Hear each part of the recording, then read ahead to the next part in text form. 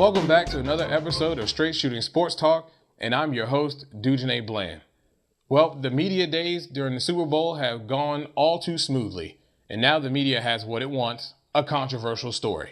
It is involving linebacker of the Ravens, Ray Lewis, and this so-called banned substance that he took for his tricep injury after injuring it during the Dallas game.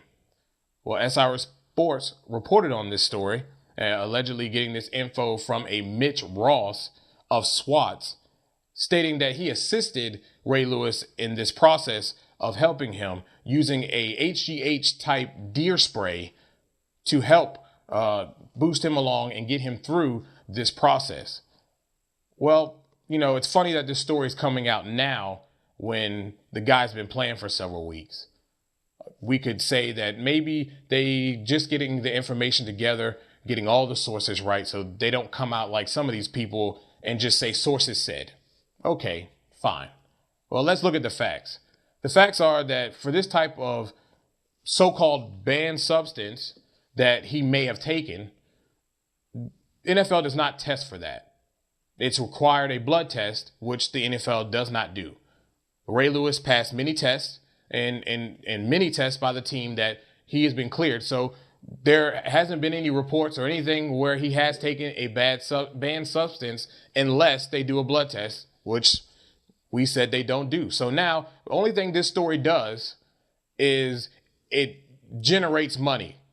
I think Mitch Ross is trying to get his company out there, get his name out there by putting this out there to SI. And it's so convenient that this story drops right when the new issue of SI is getting ready to come out. So how wonderful for them that they're going to make a huge profit off this story.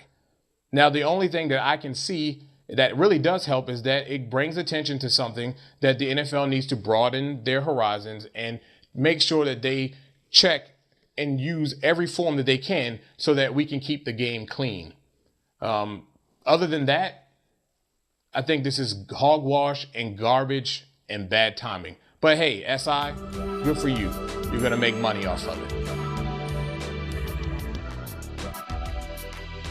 Randy Moss calls himself the GOAT, greatest of all time. Well, who exactly is the greatest of all time? Well, that's the exact question that Mr. Paper Stacker 3 asked us, and he wanted to know how Randy Moss's numbers compared to Jerry Rice's numbers and how his body of work may have dictated defensive philosophy. Well, when you look at their body of work and you look at the numbers, it's clear here that Randy Moss's numbers is nowhere comparison to Jerry Rice. Look at the yards. Look at the receptions. Look at the touchdowns. Randy Moss's numbers is not close. Now, when we go to the postseason, you can see that Jerry Rice stepped his game up. Look at the yards. Look at the receptions and the touchdowns. Guy is playing his lights out in the playoffs, in that postseason. Randy Moss, look at their body of work. Randy Moss's route tree running, not very crisp. Guy even said it himself. He takes plays off.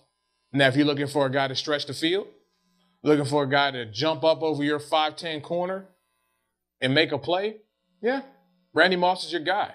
But if you're looking for a guy who can do it all, who can run those quick slants, run those drag routes, can catch a pass over the middle and not be afraid to, Randy Moss is your guy. And like I said, look at the numbers. Now, I also see that there are other wide receivers that are even better than Randy Moss. Look at Marvin Harrison, James Lofton, Michael Irvin. Those guys came in and played hard and had a complete body of work in route running. They dictated what the defenses were going to do as shading left to the right. Yeah, Randy Moss may add an extra safety to stop him from going over the top. But on a down-by-down basis, every down, those wide receivers I just mentioned give it to you all game, 60 minutes. They don't take a play off. Even when hurt, they don't want to take a play off.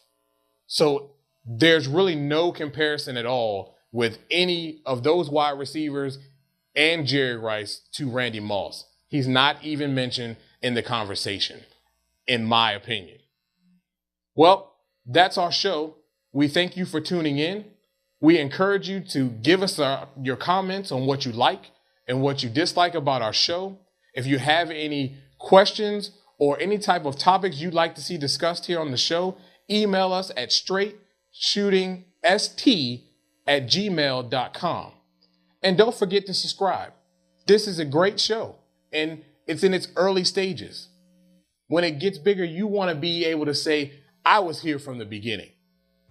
Well, that's our show, and you've been watching Straight Shooting Sports Talk.